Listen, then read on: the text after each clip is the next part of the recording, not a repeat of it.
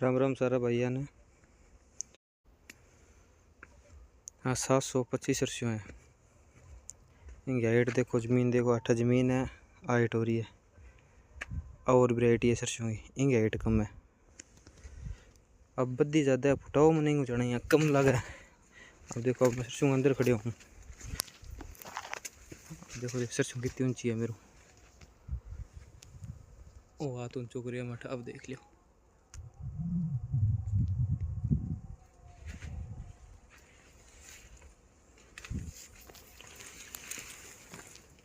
जमीन उखाड़ इतना ऊंचो है। हाँ देखो तो यार, ये जमीन आ जमीन इतनी ऊंची है, ये सरसों आ सरसों ऊंची जा रही है।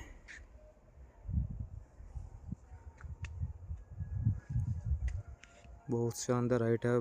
फुटाव भी ठीक है लगभग, अति फाड़ कौन चक्के फाड़ चक्के ये सरसों।